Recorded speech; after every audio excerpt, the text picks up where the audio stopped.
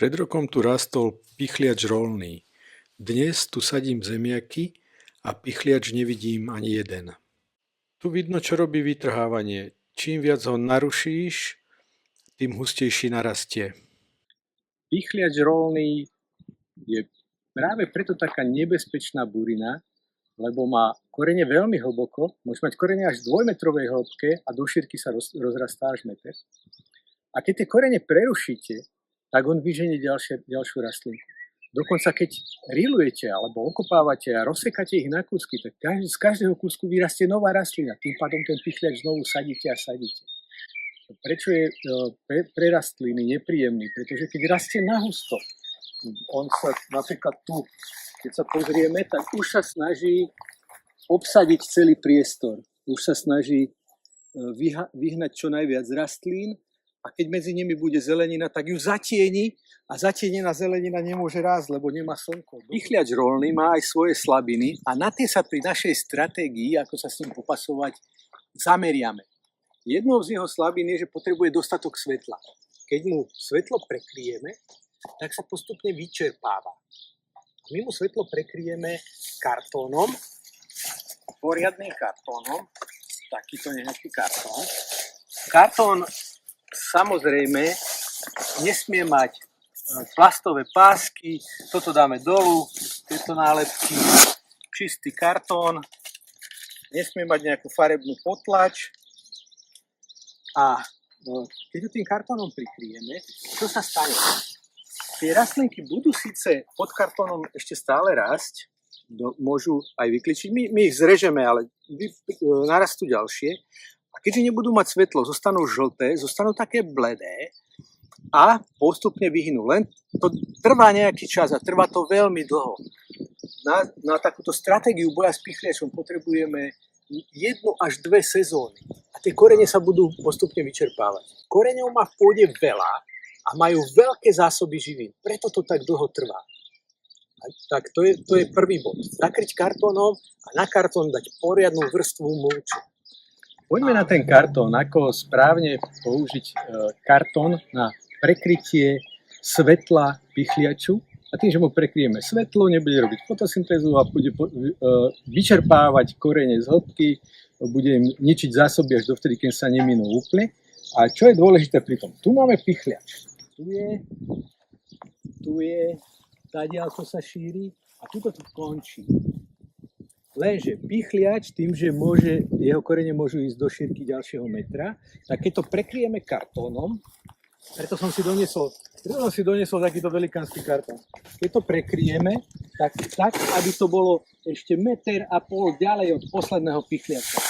Aby sme zničili aj tie rastliny, ktoré ešte len vyrašia z pôdy. Keď náhodou nám vyrašia za tým kartónom, tak už rastlina získava cukry zo vzdušného CO2, takže odstrihneme, znova prekryjeme a takto postupujeme, aby sme žiadnemu výhonku tohto pichliača nedovolili naberať silu zo slnka.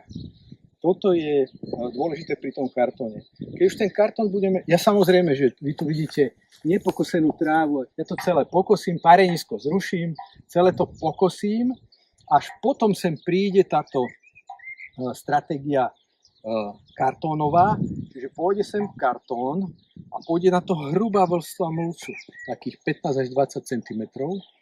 A táto hrubá vrstva mulču môže byť čokoľvek, môže to byť tráva.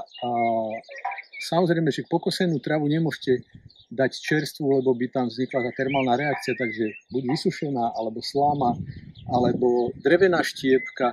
Ja vám to môžem tu ukázať, tu mám takú veľkú vrstvu mulču.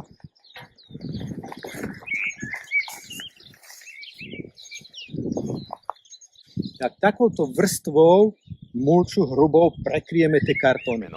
Táto časť pozemku zostala trochu zanedbaná, vždy boli nejaké iné priority a kosačka by mi to už nezobrala, veľmi by sa trápila, tak musím to najprv pokosiť ručne. Keď je zelina čerstvo pokosená, keď má otvorené rany, vtedy je dobré popolievať ju mikrobami, ktoré začnú rozklad. Tá rana nestihne sa zahojiť a baktérie rozkladajúce organický materiál nedovolia rastline rásť. A mnohé buriny je možné úplne zničiť takýmto spôsobom.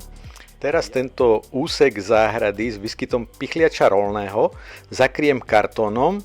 Kartóny ukladám tak, aby sa prekryli, aby nikde žiadne svetlo nemohlo preniknúť. A zachytím si to železnými tyčami, aby pri nejakom porive vetrami kartóny neuleteli. A potom na to pôjde hrubá vrstva štiep. Mám síce na dvore dve veľké kopy konárov, iba že sa mi pokazil štiepkovač, preto sa musím obratiť na iné zdroje. A ten iný zdroj je u nás v našom meste v Nitre mestská kompostáreň, v ktorej si zadarmo môžete nabrať takýto materiál. Ako som sa dozvedel, nejde o štiepku, ale o drevenú drvinu, pretože sa to neštiepkuje nožmi, ale drví sa to nejakými valcami. Zopakujme si, prečo stratégia s kartónom funguje. Sú to 3 veci. Prvá. Kartón treba položiť ďalej, než rastie pichliač roľný.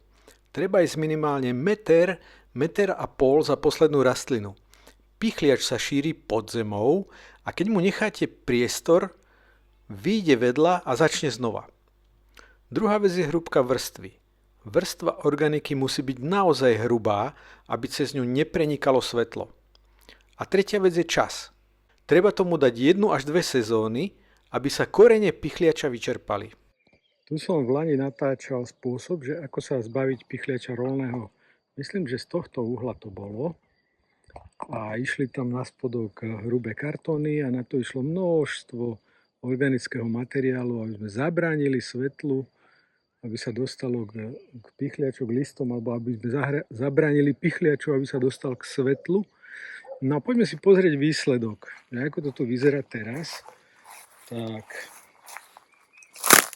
tieto čiary, čo tu vidíte, tuto, tak tam sme vysadili už zemiaky.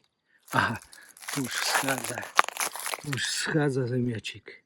Tam sme vysadili zemiaky. Je tu veľa pupenca, všade samý pupenec, ale nevidím ani jeden pichliač roľný. Takže ešte raz celkový pohľad. Nikde žiadny pichliač roľný. Všetko je v poriadku. Ak chceš ísť viac do hĺbky regeneratívneho pestovania, v komunite Hero ukazujem konkrétne videá zo záhrady. Odkaz nájdeš v popise tohto videa.